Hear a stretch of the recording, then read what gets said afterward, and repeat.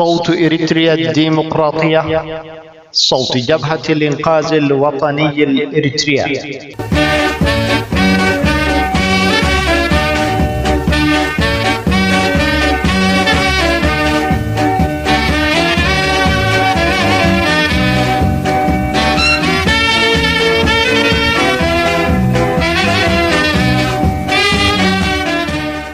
مستمعينا الكرام، أسعد الله أوقاتكم بكل خير. نحييكم من صوت إريتريا الديمقراطية، صوت جبهة الإنقاذ الوطني الإريترية، ونتقدم إليكم بأسمى آيات التهاني بمناسبة عيد القديس يوحنا وعيدي رأس السنة الجعزية والهجرية.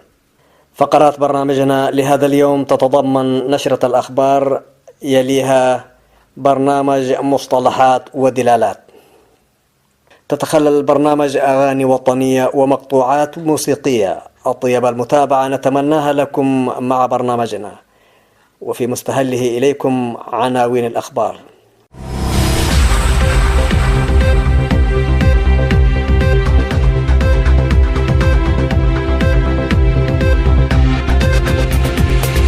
الهيئة التنفيذية تهنئ بحلول رأس السنة الجعزية والهجرية. جبهة الإنقاذ الوطني الإريترية تنعي المناضل حامد محمود حامد. لاهاي تشهد سيمينارا تنظيميا ناجحا. الإريتريون بمدينة ميلبورن الأسترالية ينظمون وقفة احتجاجية.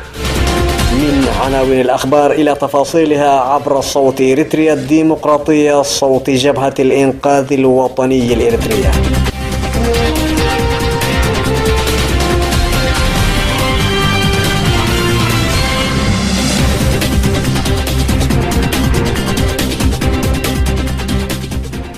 تتقدم الهيئة التنفيذية لجبهة الإنقاذ الوطني الإريترية بالتهنئة بمناسبة حلول عيد القديس يوحنا وأعياد السنة الجعزية والهجرية للمسيحيين والمسلمين في إريتريا والعالم، راجين من الله أن يعيدها على الجميع بالأمن والأمان. كما نتمنى أن نحتفل بمثل هذه المناسبات وقد تخلصت إريتريا من الدكتاتورية وفي أجواء ينعم فيها شعبنا بالديمقراطية والاستقرار، ويسود العالم الأمن والسلام.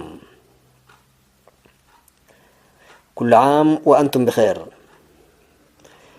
تنعي جبهة الإنقاذ الوطني الإريترية المناضل الوطني الكبير وأحد القادة التاريخيين لجيش التحرير الإريتري البطل الشهيد حامد محمود حامد، الذي انتقل إلى جوار ربه الخميس 6 سبتمبر 2018 بعد معاناة طويلة مع المرض.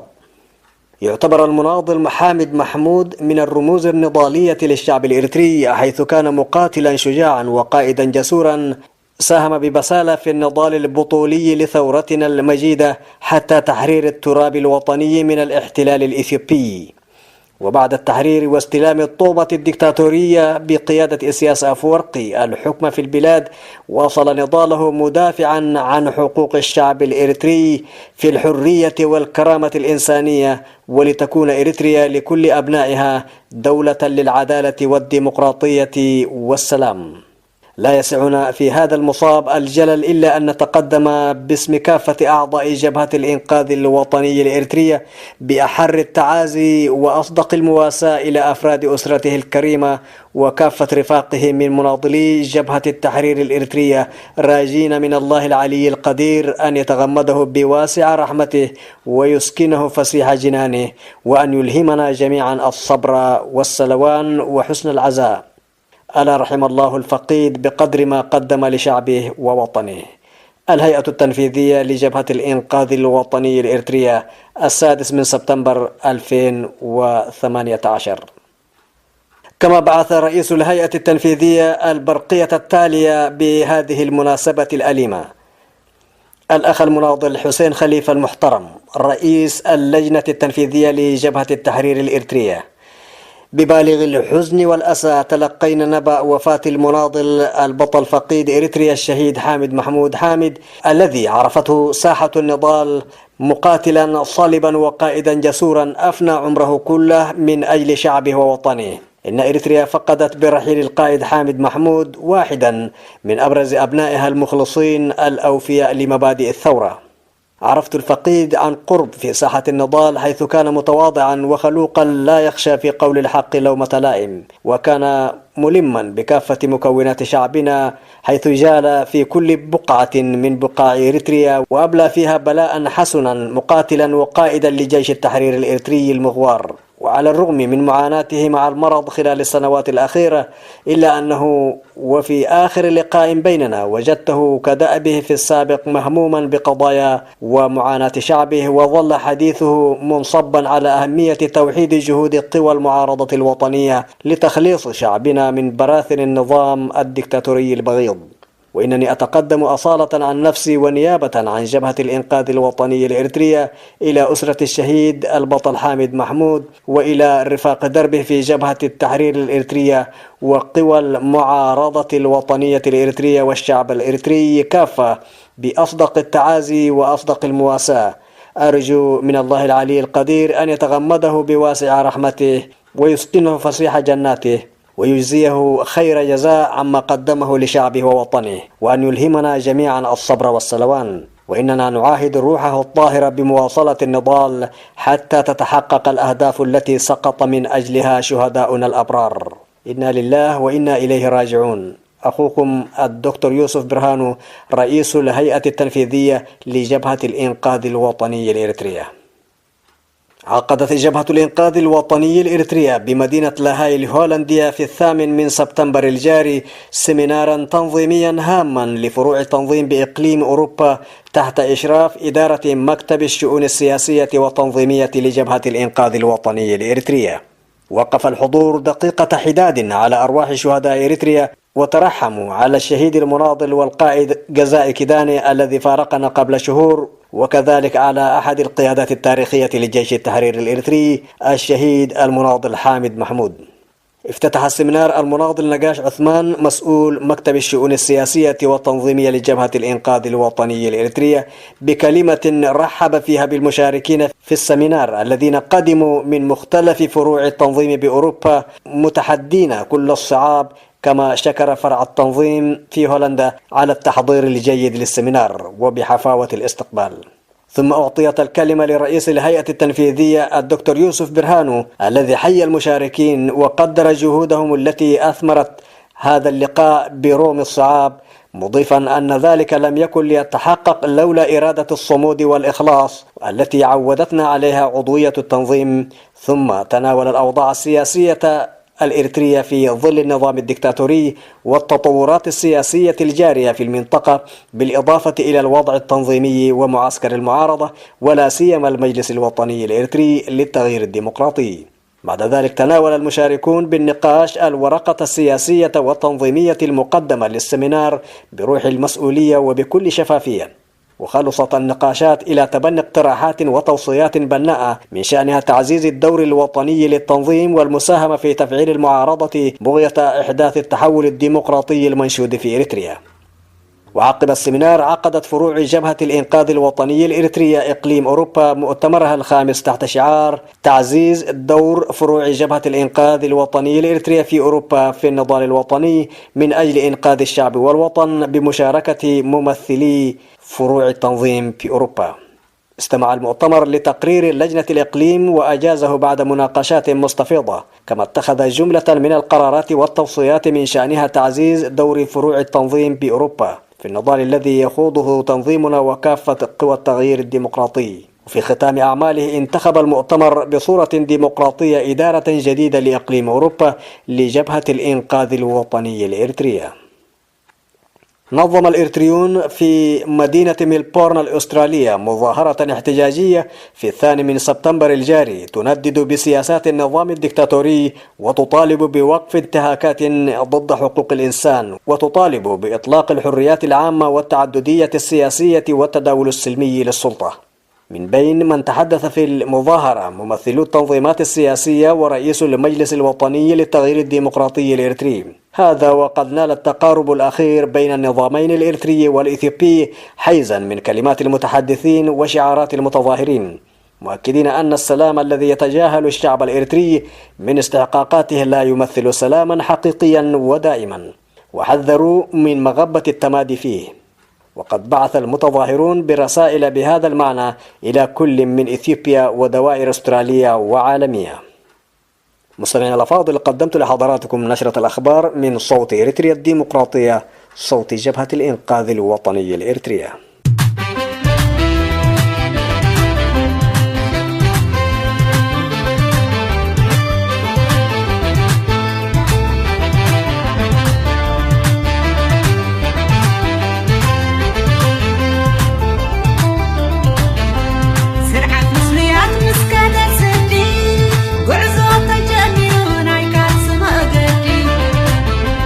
دمس الخوين والنفر كنا كبدي زتعاقل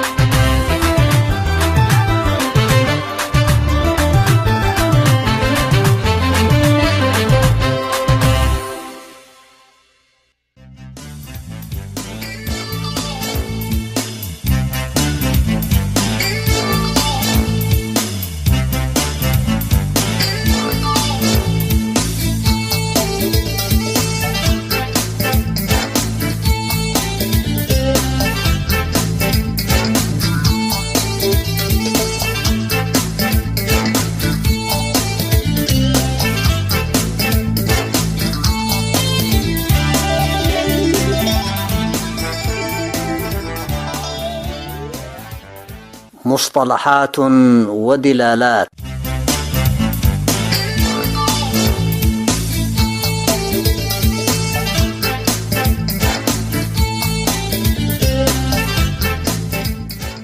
مصطلحات ودلالات برنامج يعنى بشرح معاني بعض العبارات في علوم السياسة والإدارة والقانون والاجتماع والاقتصاد من منظورها اللغوي ومضامينها الاصطلاحية. وإلى حلقة اليوم من هذا البرنامج.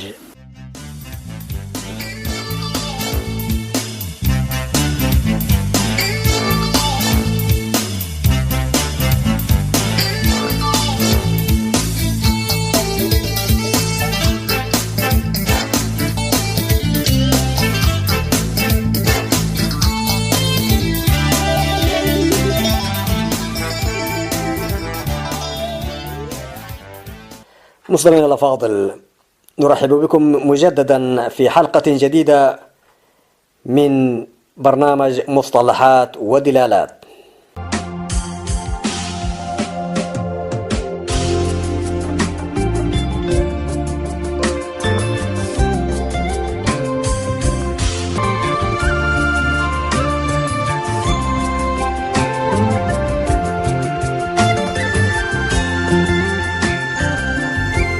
حلقتنا اليوم تتناول مفهوم السيادة.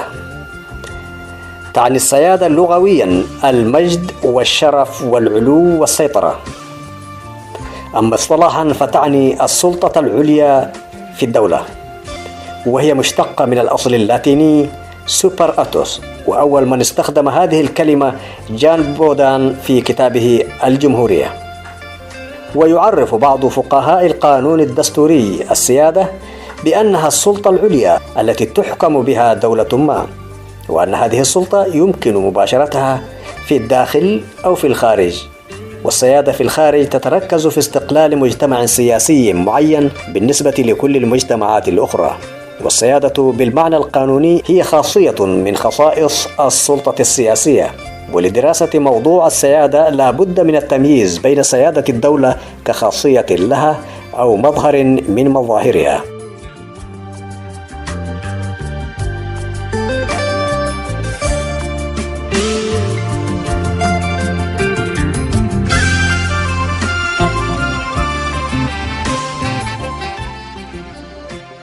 القسم الأول: سيادة الدولة.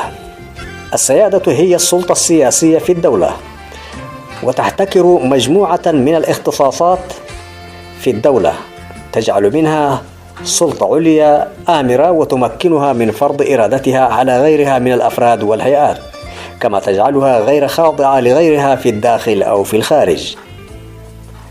وتعتبر الدولة كاملة السيادة إذا كانت: 1. تتمتع بكامل مظاهر السيادة الداخلية والخارجية.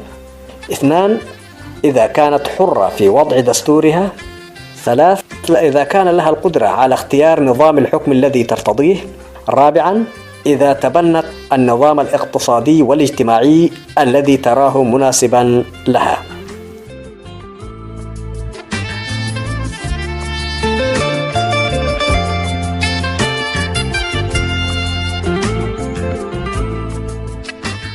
مظاهر السيادة: أولا، السيادة القانونية والسيادة السياسية. السيادة القانونية معناها سلطة الدولة في إصدار القوانين وتنفيذها. السيادة السياسية فتنصرف على الشعب بمفهومه السياسي الذي يتولى عملية اختيار من يسيرون الدولة ويمارسون السيادة القانونية. ثانيا، السيادة الداخلية والسيادة الخارجية. السيادة الداخلية هي حق الأمر والنهي في مواجهة كل المواطنين وكل القاطنين على إقليم الدولة، دون أن تكون هناك سلطة موازية أو منافسة لسلطة الدولة، مع عدم خضوع الدولة في ممارستها لهذه العملية لأي ضغط مادي أو معنوي من أي كان. السيادة الخارجية تعني عدم خضوع الدولة لأي سلطة أو دولة أجنبية، أي تمتعها بالاستقلال التام أمام غيرها من الدول والمنظمات الدولية، بما ينفي عنها اندماجها أو تبعيتها لوحدات سياسية خارجية، مما يفيد معنى الاستقلال السياسي.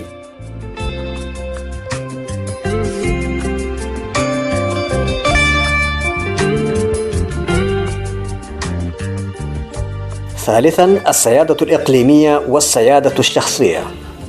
السيادة الإقليمية تعني ممارسة سلطة الدولة على كامل إقليمها وكل ما يوجد به وما يقع عليه من أعمال وتصرفات، بمعنى آخر انسحاب أوامرها ونواهيها وتنفيذ قوانينها على المقيمين على أرضها من أشخاص مواطنين أو أجانب وأشياء أو حوادث. السيادة الشخصية تعني أن سلطة الدولة تتحدد على أساس عنصر الشعب، بمعنى أن الدولة يمكنها تتبع الأفراد المكونين لشعبها بأوامرها ونواهيها وقوانينها سواء كانوا داخل أو خارج إقليمها. رابعا السيادة السلبية والسيادة الإيجابية. السيادة السلبية هي عدم إمكانية إجبار الدولة على القيام بأي نشاط داخلي أو خارجي لا ترغب في القيام به من أي كان، سواء دولة أو منظمة دولية. السيادة الإيجابية هي عدم إمكانية منع الدولة من القيام بأي نشاط داخلي أو خارجي ترغب في القيام به من أي كان في الداخل أو في الخارج.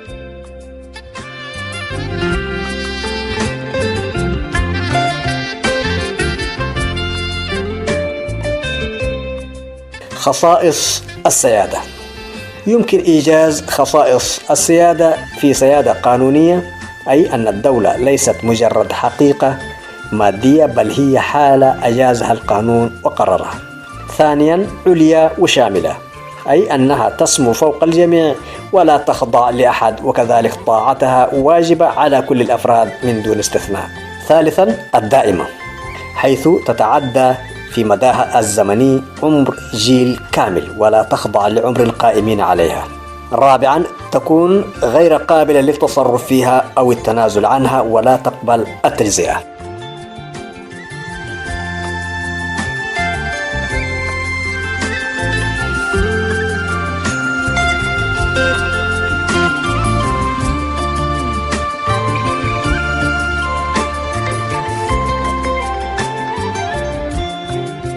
القسم الثاني السيادة في الدولة، وتعني من هو صاحب السيادة الفعلي في واقع الدولة. يعود طرح هذا السؤال بالأساس إلى أن الدولة شخص معنوي مجرد ولا بد للسلطة من صاحب يمارسها بصورة فعلية، بمعنى تحديد المالك الفعلي للسيادة. وعلى هذا الأساس ظهرت عدة اتجاهات، أهمها أولا السيادة للحاكم. حتى أواخر القرن الثامن عشر كان يعتقد بأن السيادة للحاكم، أي الملك الذي تسلمها من الله، وهي السيادة مطلقة. وساد آنذاك الخلط بين فكرة السلطة السياسية وشخص الملك. وبعد ظهور المبادئ الديمقراطية في العصر الحديث تم هجر هذا الاتجاه. ثانيا سيادة الأمة. تنسب نظرية سيادة الأمة إلى الفقيه الفرنسي جون جاك روسو، الذي ركز في مؤلفه الشهير العقد الاجتماعي على مبدأ أساسي هو سيادة الإرادة العامة التي نشأت بالعقد الاجتماعي. وهذه الإرادة ليست حاصل جمع الإرادات الجزئية للأفراد، ولكنها إرادة الكائن الجماعي. لذلك قيل بأن السيادة وحدة واحدة لا تتجزأ وغير قابلة للتصرف فيها أو التنازل عنها، فهي ملك للأمة وحدها. وقد اعتنقت الثورة الفرنسية هذه الفكرة وحولتها إلى مبدأ دستوري، إذ نص إعلان حقوق الإنسان والمواطن عام 1789 على أن الأمة هي مصدر كل السيادة. ومن أهم النتائج المترتبة عن هذه النظرية: أولا لا تتفق مع الديمقراطية المباشرة وشبه المباشرة التي تأخذ بمبدأ الاستفتاء الشعبي، ولكنها تتناسب مع الديمقراطية النيابية، والتي يقتصر فيها دور الأفراد على انتخاب ممثليهم في المجلس النيابي، وبالتالي يصبح الانتخاب وظيفة عامة ويمكن اعتماد الاقتراع الإجباري. ثانيا يعتبر النائب في المجلس النيابي ممثلا للأمة في مجموعها، وليس مجرد نائب عن دائرته الانتخابية أو حزبه السياسي، فهو وكيل عن الأمة.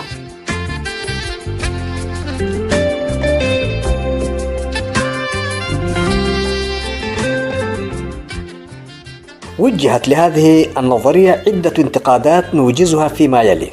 أولا اعتبار الأمة وحدة مستقلة عن أفرادها يؤدي إلى الاعتراف لها بالشخصية المعنوية، وعليه نصبح أمام شخصين هما الدولة والأمة، فأيهما يكون صاحب السيادة. ثانيا، الأخذ بهذه النظرية يؤدي إلى الاستبداد لأن السيادة مطلقة. ثالثا، تشكل هذه النظرية خطرا على حقوق وحريات الأفراد، بحيث تعتبر القوانين مجرد تعبير عن الإرادة العامة، وما على الأفراد إلا الخضوع لها حتى لو كانت ضد مصالحهم.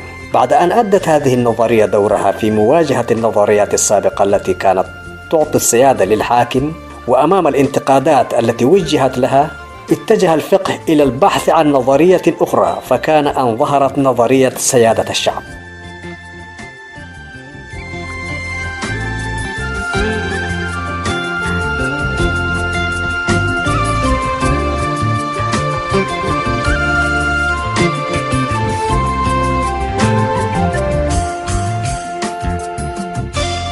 السيادة الشعبية.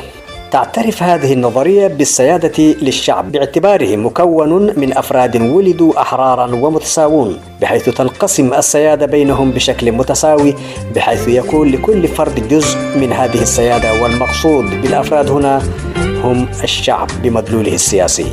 من أهم النتائج المترتبة عن هذه النظرية: أولا، الانتخاب حق لأن المواطن له جزء من السيادة. ثانيا، الانتخاب حق عام لكل أفراد الشعب بالمفهوم السياسي. ثالثا، تتناسب مع الديمقراطية المباشرة وشبه المباشرة. رابعا، لا تتماشى إلا مع النظام الجمهوري. خامسا، القانون يعد تعبيرا عن إرادة الأغلبية، ما يجرده من صفة القداسة ويجعله قابلا للمعارضة والإلغاء والتعديل. سادسا، النائب يعتبر ممثلا لناخبيه، وبالتالي لهم حق عزله إذا تجاوز حدود الوكالة الممنوحة له. وجهت لهذه النظرية عدة انتقادات، منها: أولا، إذا كانت نظرية سيادة الأمة تؤدي إلى بروز شخصين معنويين يتنازعان السيادة، فإن نظرية السيادة الشعبية تجزئها بين أفراد الشعب، فكيف يمكن ممارستها؟ ومن الذي يمارس السيادة الفعلية؟ ثانيا، يعتبر النواب تابعين لجمهور الناخبين، سواء كانوا على خطأ أو على صواب، دون مراعاة لمصلحة الأجيال القادمة. ثالثا، منطق هذه النظرية قد يؤدي إلى الوقوع في عيب استبداد هيئة الناخبين بالنواب، لما لهم من حق المحاسبة وحتى العزل.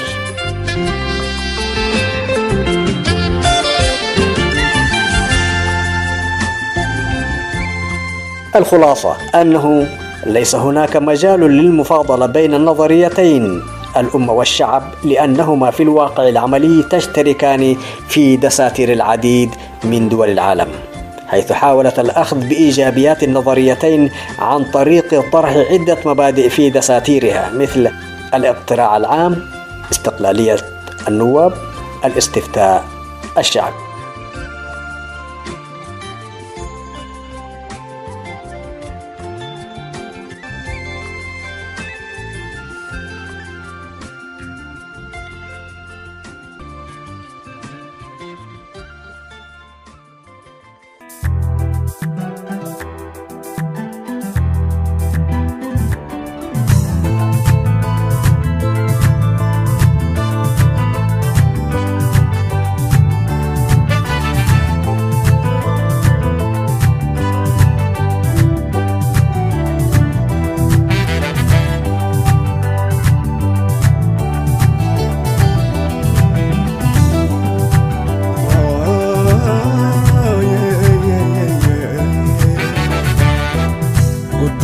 حلمتاتكي كله مزامتو زز ولدك يوم بخونتو مسازنتو نخقب خيك بدقواد مسقوعتو كابسي لو تهلوي كم نقدا بركي كابسي لو تهلوي كم نقدا بركي مسستبليو ستقبر حكي مسستبليو ستقبر حكي تاريخ جكننتكي تضياخي تونت حبن لعلنتكي كل خبرتاتكي تلاحسو أسركي كتفقون ناقسكسو حلمهم تبنيو تسفى تقرص يوم تأمر سريحكي على باليوم كم بجلفة العلكالو زينة بحري كم بجلفة العلكالو زينة بحري مالي سكت مالي تفري تفدري تفري تفدري أي زقرم يو زقرم الريناتك زقرم يو زقرم أي زقرم يو زقرم ناتكس الري زقرم أي زقرم يو زقرم الريناتك زقرم يو زقرم أي زقرم يو زقرم ناتكس الري زقرم أبز حلف كيوت المات كم بروخي عافو من دات عمو كم زحالي ولكي أكلات كفلا اليوم وهدت كزرقلكي بزعمنك يوم بزعمنك يو تخحيدكي كنا تغطلي تدمكي مليسكي كنا تغطلي تدمكي مليسكي نازخ خلو ودي تشرحتها طريقي زقرمي الري زقرماتكي زقرمي الري زقرماتكي زقرمي الري زقرماتكي زقرمي الري زقرماتكي اغرق حتوخي أمليت ومعدل مملس بزيبولو نبت فعتي قتل قلن تخون اللهم كاب حساب كعرفو اتزلو عامس أبخي يرقفو بدي الكدمة كيوم تقتميو كل فتاني كنت تقبريو بالأخوات بلي زقرمي وناتكي بدلو مودكيا بالحتى فطرخي أي زقرمي وزقرم الريناتك زقرمي وزقرم أي زقرمي زقرم ناتكس الري زقرم أي زقرمي وزقرم الريناتك زقرمي وزقرم أي زقرمي زقرم ناتكس الري زقرم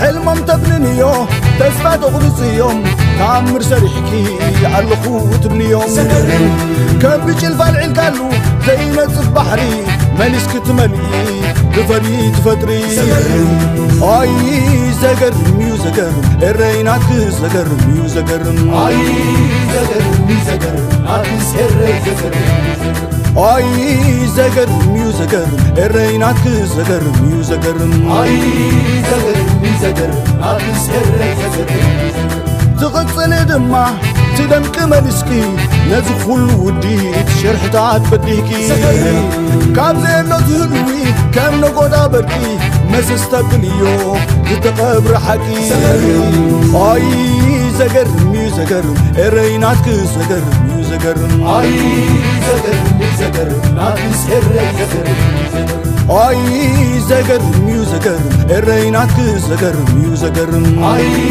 زقرمي زقرم ناتكس الري زقرم بدي الكدمة كيوم تقتميو كل فتني كنتو تقبريو ولا خوات بلي زقرمي وناتكي بتلو مدكيا بالحاتة فطرخي أي زقرمي وزقرم الريناتك زقرمي وزقرم أي زقرمي زقرم ناتكس الري زقرم أي أي أي أي أي أي أي زقرمي زقرم ناتكس الري زقرم يأكل نبل كلنا نسلامنا يأكل نبل كلنا نحكن قوامنا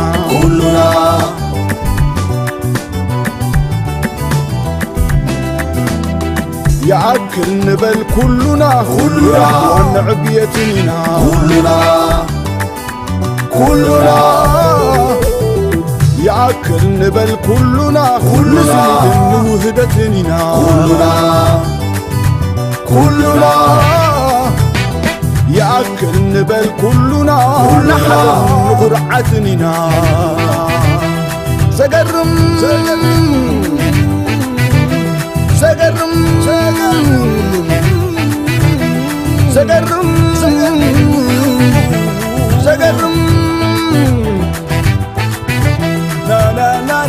نا ودني وقن كان يوبلو علتي علت كان يوبلو بسام تحتني يوبلو نتي يمنت كان يوبلو وجبي ودن كان يوبلو سلفي وسلف كان يوبلو زور اللوا استوعل نزلاي عيتها عدل نزلاي عيتها عدل نعم صاروا عيتها عدل نتركي ودي تزوافر نتدقوا نسل صور عب كساد حاز عم مسمرك قطل عبوان نقر بزيها عيتقل